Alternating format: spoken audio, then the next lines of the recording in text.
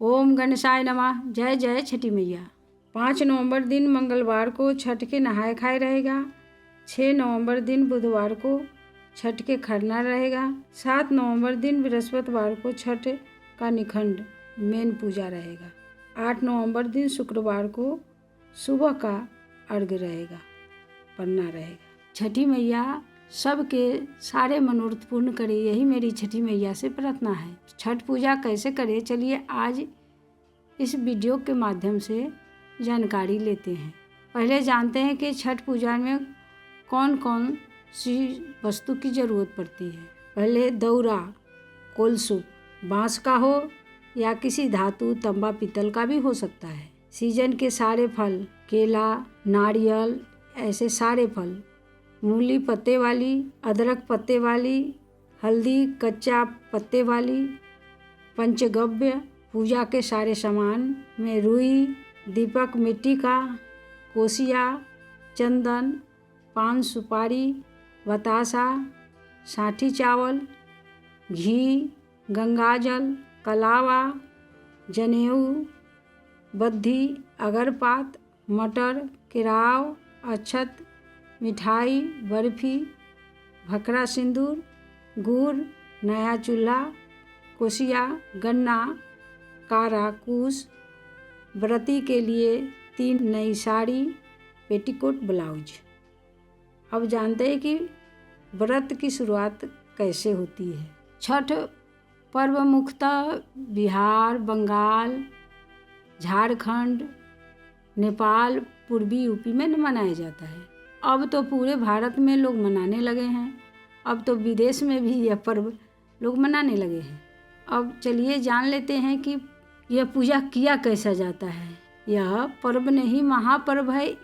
यह एक भारी अनुष्ठान है जो कि बहुत ही संकल्पित मन से किया जाता है। इस व्रत में पवित्रता का बहुत ही ज़्यादा ख्याल रखना पड़ता है।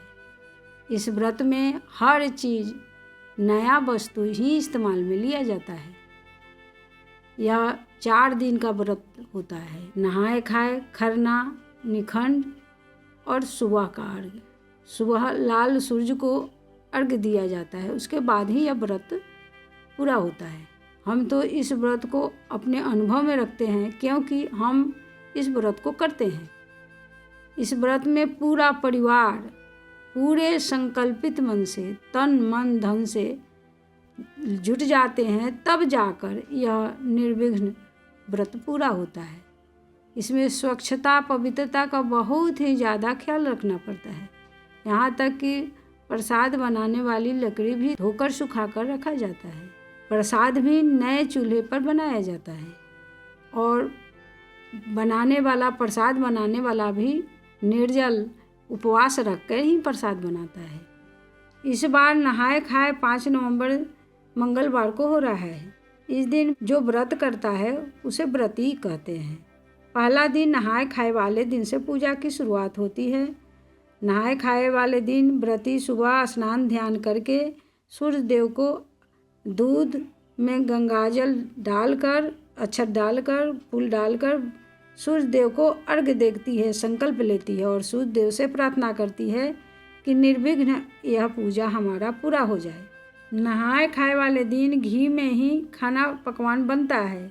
चावल, दाल, सब्जी, पकौड़े और सेंधा नमक का ही इस्तेमाल किया जाता है। खरना वाले दिन व्रती पूरे दिन उपवास रहती है और अपने हाथ से शाम में खीर बनाती है।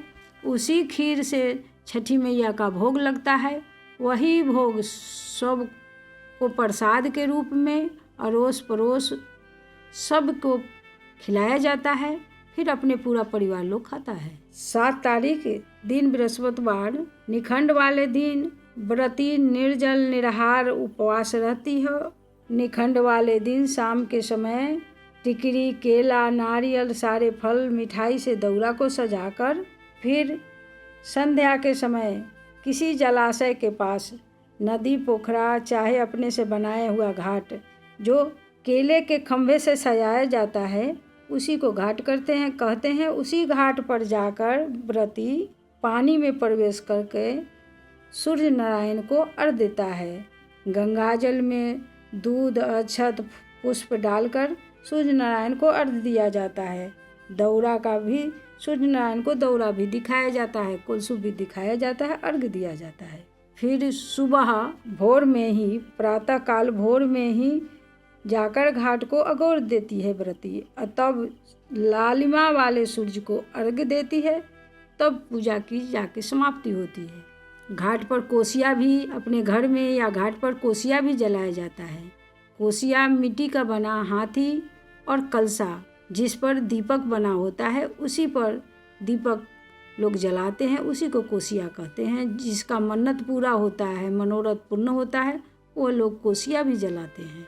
उसके बाद घर आकर व्रती ग्राम देवता की पूजा करती है, फिर परना करती है। परना में यह 4 दिन का व्रत होने के कारण परना वाले दिन बहुत ही सुपाच्य चीज़ व्रती को दिया जाता है, जैसे नारियल पानी, गुनगुना दूध, हलवा, ये सब पारण करने के लिए दिया जाता है। चलिए जानते हैं कि इस व्रत को क्यों करना चाहिए, कैसे लोग इस व्रत को कर सकता है, किस किस मनोरथ पूर्ण होने के लिए इस व्रत को किया जाता है। यह व्रत सूर्य देवता को खुश करने के लिए, उच्च करने के लिए किया जाता है। जो सूर्य देवता अपने भक्तों को धन, वैभव, यश, कीर्ति, नौकरी, निरोगी काया देते हैं, वहीं सूर्य की बहन छठी मैया अपने भक्तों को पुत्र और सुहागन स्त्रियों का सुहाग अखंड करती है।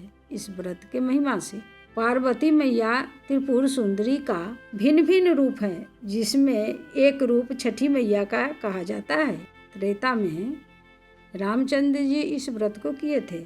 ब्रह्म हत्या के दोष से बचने के लिए अपने गुरु की आज्ञा से 6 दिन का अनुष्ठान, सूर्य देव का अनुष्ठान किए थे रामचंद्र जी भगवान ने।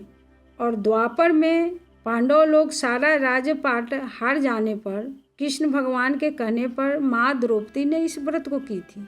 और सूर्य देवता के पुत्र कर्ण भी इस व्रत को, अनुष्ठान को करते थे। सभी व्रती अपने पुत्र के लिए, धन वैभव के लिए, निरोगी काया के लिए, सारे मनोरथ के लिए इस व्रत को करता है, किया जाता है। सारे मनोरथ सूर्य देव छठी मैया पूरा करती है।